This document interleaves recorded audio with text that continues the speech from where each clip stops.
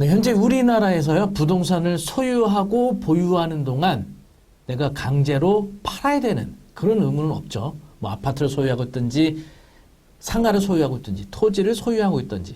그런데요, 다만 이 토지 중 농지에 대해서는 강력한 농지법의 적용을 받고 있거든요. 최근에 현 정부에서 특히 이재명 대통령이 이 농지를 원래 목적대로 이용하지 않는 경우에는 강제로 처분하도록 하겠다라고 발표해서 큰 파장이 일고 있습니다.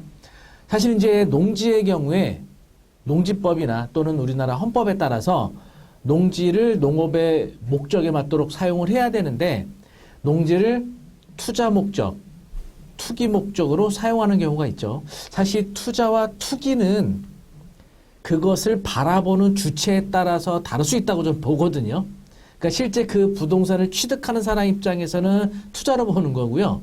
또 그것을 규제하려고 하는 쪽에서는 투기로 볼 수가 있는 거겠죠. 어쨌든 이것이 투자인지 투기인지는 뭐 판단 기준에 따라 다르겠지만 어쨌든 농지를 농업 목적에 따라 이용하지 않는 경우에는 강제로 처분될 수 있다는 점을 잘 알아둬야 될 것 같습니다. 그러면 이번에 발표된 농지 강제 처분 명령에 관한 내용과 실제 농지법에서 어떻게 규정되어 있는지 그런 내용까지 함께 알아보고요. 네, 지난 4월 1일 날 발표된 보도기사인데요.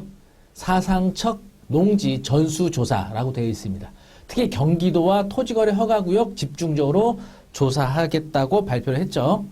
내년까지 2년간 전체 농지 195만 헥타르 조사한다고 하네요. 그래서 경기도 농지 가격이 전남의 7.4배로 과도하고 수도권 농지 투기를 근절하겠다. 특히 토지거래 허가구역 내 투기성 농지 즉시 처분 명령하도록 농지법을 개정하는 것으로 발표를 했네요. 보도 자료에 따르면은 작용하지 않는 농지 소유자가 늘어나고 농지가 농업이 아닌 다른 용도로 쓰여 가격이 높아지면 기존 농가의 사업 확장이나 신규 농업인의 진입이 어려워지고 농업, 농촌의 지속 가능성에 걸림돌이 된다고 지적했다. 정부는 농지법을 고쳐 토지거래 허가구역 내 투기성 농지가 적발되면 즉시 처분 명령을 내릴 방침입니다. 요거에 관련된 현재 농지법 관련된 사항 잠시 후에 소개해드리도록 하고요. 투기 위험군 면적 규모는 72만 헥타르에 이른다고 합니다. 경매 취득자, 경매로 취득한 사람들. 사실 이제 경매로 취득한 사람들을 최근에 이렇게 투기자들로 좀 단정짓는 그런 여론이 좀 만들어지는 것 같은데 이 경매는 투기는 아닙니다. 이건 어쨌든 정해져 있는 민사집행법에 따라서 법원을 통해서 취득하는 절차인 거지 경매 취득자가 모두 투기자들은 아닙니다. 물론 경매로 취득하는 자들 중에 투기로 볼 수 있는 사람들이 일부 있겠지만 이 경매 취득자 전체가 투기라고는 볼 수 없는 거죠. 자, 그 외에도 이제 농업법인이나 외국인 소유, 최근 10년 내 농취증 발급자들, 관내 거주자, 공유 취득자, 농지 이용 실태 적발 농지 이런 것들을 이제 포함하고 있다고 하죠. 관내 거주자는 농지 소재지 외 거주자들 말하는 거겠고요. 그리고 공유 취득자, 여러 명이 공동 소유하고 있는 농지들 말하는 거죠. 이번 농지 조사 중심은 경기도에 있다고 하네요. 경기도 실거래가 평당 60만 원 정도 하는데 전남은 8만 원 정도로 약 7.4배로 과도하게 높다라고 되어 있는데 아파트에 비하면 이 정도 차이는 아니거든요. 비싼 건 아니거든요.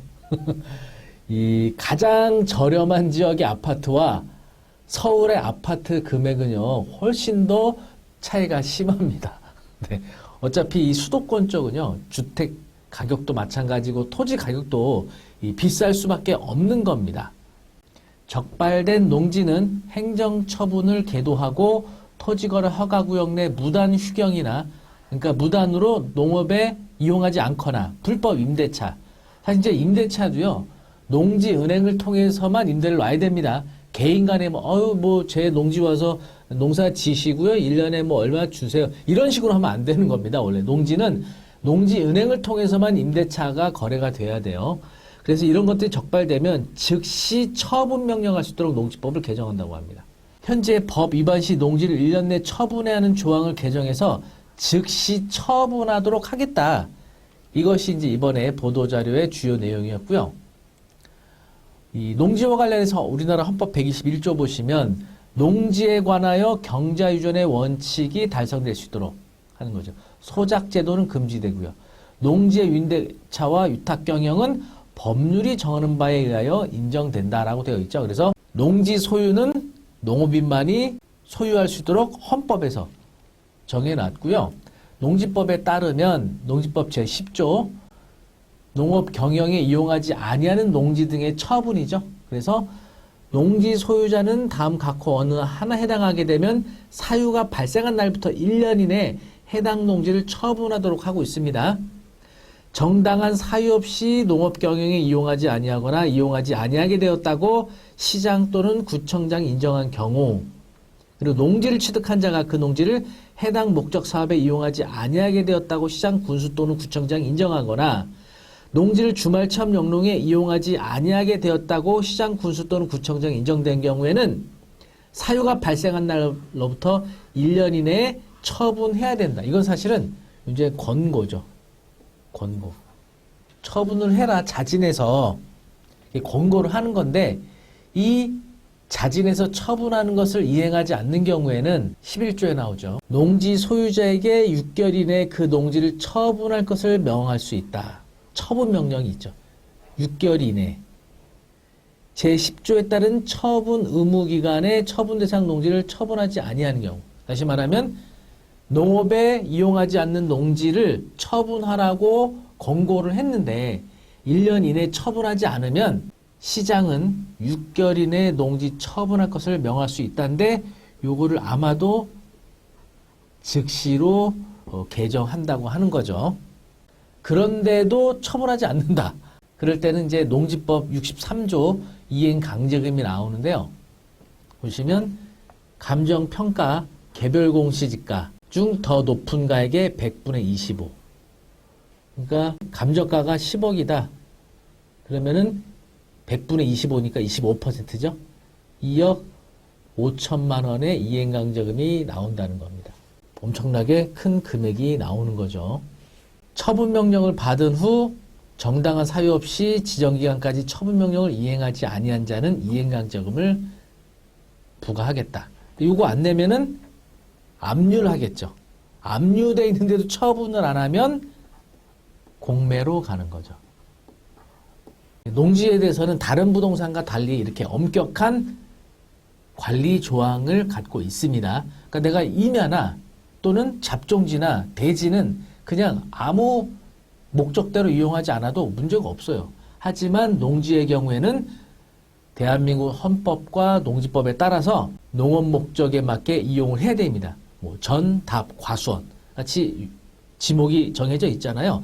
이 지목에 따른 목적에 따라서 농지를 이용을 해야 된다는 거죠. 그래서 이러한 실태 조사를 전국적으로 전수조사를 하는데 특히 경기도를 중심으로 강화하겠다라는 거죠.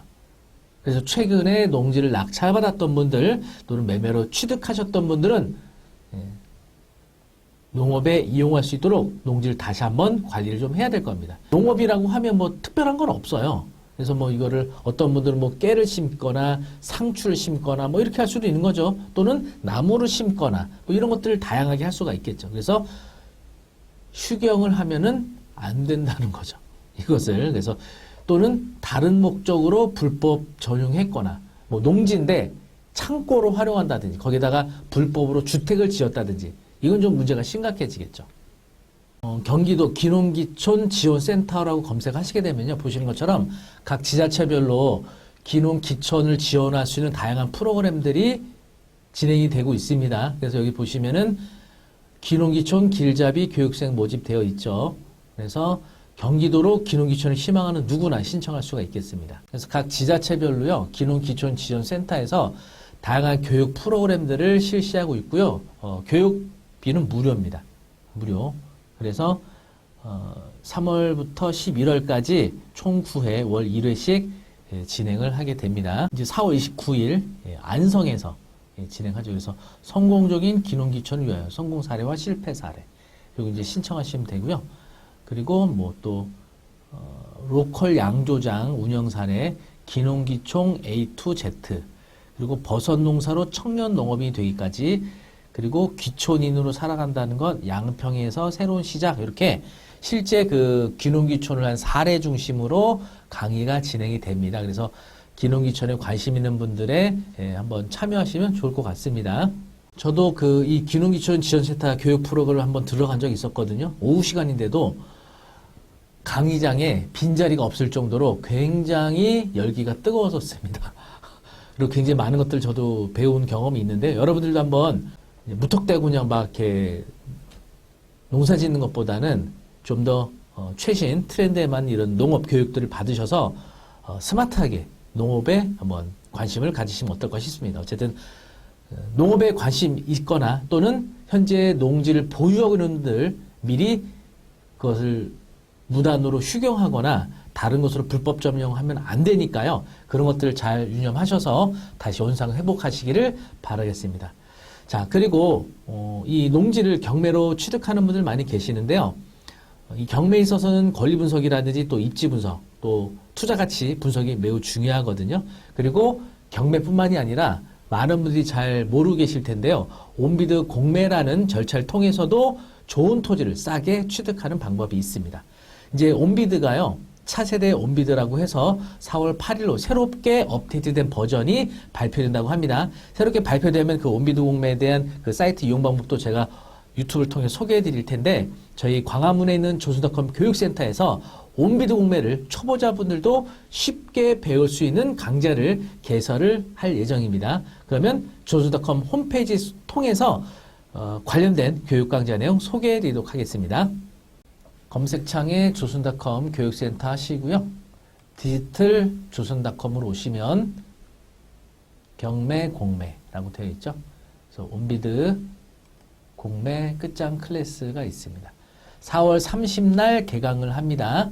그래서 저녁 7시부터 9시, 특히 직장인이나 사업하시는 분들을 위해서 저녁 시간으로 준비를 했습니다. 강의는 제가 직접 진행할 예정이고요. 커리큘럼이 되겠습니다. 총 5회로 수업이 진행이 됩니다. 5주차는 형장 답사, 임장 수업입니다. 그리고 이제 4회차까지는 온비드 공매 관련된 기본적인 권리 분석이나 각 재산별 절차들 알아보도록 할 겁니다. 그래서 초보자분들도 아주 쉽고 재미있게 공부하실 수가 있겠습니다. 매주 목요일 저녁 7시부터 9시까지 진행되는 수업입니다. 수강 신청 링크는 아래 올려드리도록 하겠습니다. 온비드 공매를 통해서 좋은 토지들 많이 관련 있는 내용들 확인하실 수 있으니까요. 이번 수업에 많은 참여 바라겠습니다. 네, 최근 들어서 제 유튜브 영상에 많은 분들이 관심을 갖고 구독자도 늘어나고 조회수도 늘어나고 있는데요. 조금 더 여러분 구독 도와주시면 올해 곧 10만 목표를 달성할 수 있을 것으로 예상이 됩니다. 많은 분들의 구독 신청 바라면서 다음에 더 좋은 영상으로 찾아뵙도록 하겠습니다. 감사합니다.